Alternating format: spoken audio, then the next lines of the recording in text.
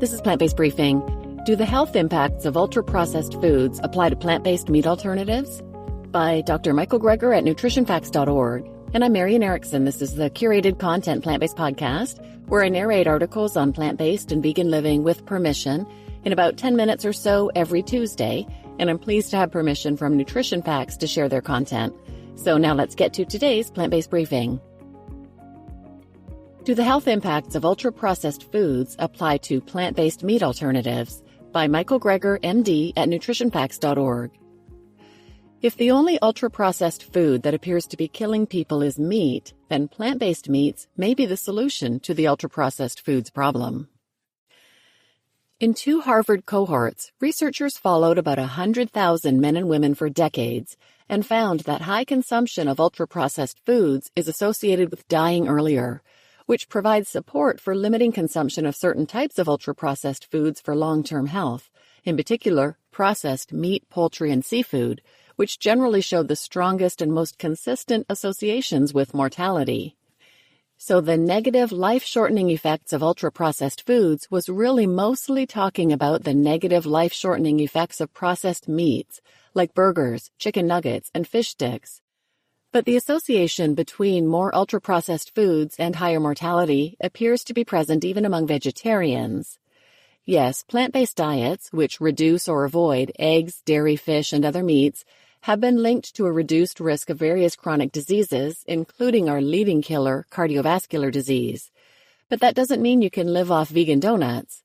Non-ultra-processed plant foods, like fruits and vegetables, are associated with a lower risk of disease, but ultra-processed foods like Oreos and Mountain Dew are associated with higher risks.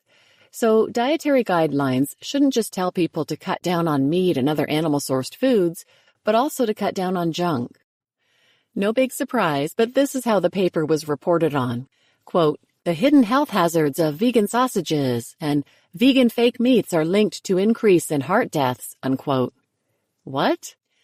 If you look at the study, meat alternatives only made up 0.2% of their diet. In the study, 39.4% of their diet was composed of ultra-processed plant foods, but only about 1/500th of their intake was meat alternatives. The study participants were eating 30 times more pastries. Aren't those more likely to be the culprit in the relationship between ultra-processed foods and disease? They ate 14 times more French fries and candy, even 4 times more vodka and other hard liquor. But how much clickbait are you going to get telling people vodka and cream puffs aren't good for you? If you really want to see if meat alternatives were an issue, you'd have to run more granular studies that separate out meat alternatives for analysis. One study on obesity, linked below, had an eclectic category of ultra-processed fruits and vegetables that included meat alternatives along with powdered soup and fruit compote, and there was no tie to obesity. The culprits were mostly soda, ice cream, mayonnaise, bologna, fish sticks, and the like. But ideally, we'd have a study big enough to completely separate out plant-based meat. If only there were some epic study. And indeed, here it is, called the EPIC study, linked below. More than 250,000 people were followed for more than a decade.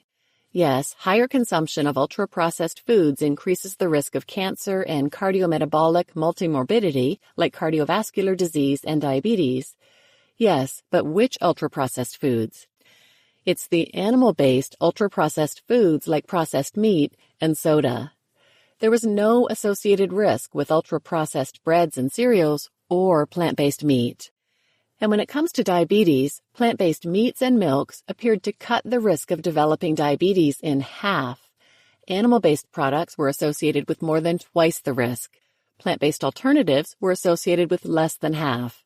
The authors concluded that higher consumption of ultra-processed foods may increase the risk of cancer and other diseases. But their data really only show that the consumption of foods of animal origin and soft drinks is associated with such a risk, which is like, duh. Indeed, if you go back and exclude the animal-based foods and sodas, the relationship between ultra-processed foods and these multiple diseases disappears. So the only ultra-processed food that appears to be killing people is meat. In that case, instead of being a contributor, plant-based meats may be the solution to the ultra-processed food problem. The only other ultra-processed study that separated out plant-based meats looked at telomere length, which is used to measure cellular aging. Their study found that a higher consumption of total ultra-processed foods was associated with a shorter telomere length, which is a sign of accelerated aging. However, some subclasses may be associated with longer telomere length, suggesting slower aging.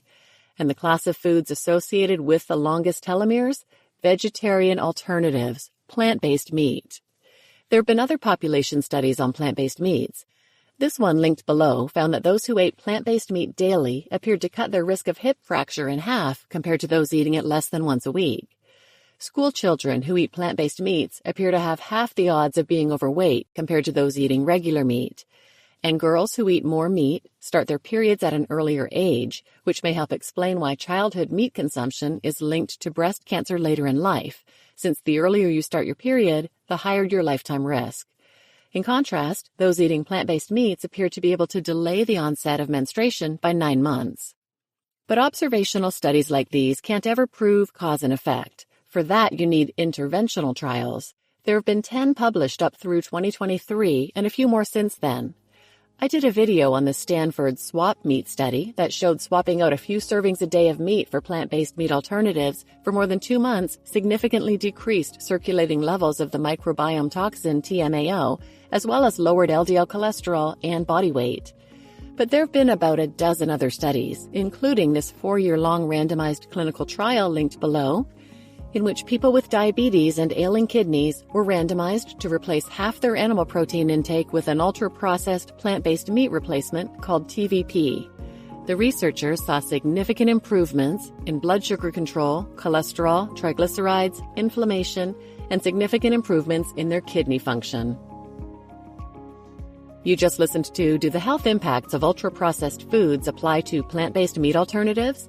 By Michael Greger, MD at nutritionfacts.org. And I'm your host, Marian Erickson. This is such important information. Please share it with anyone who might benefit, and thanks for listening.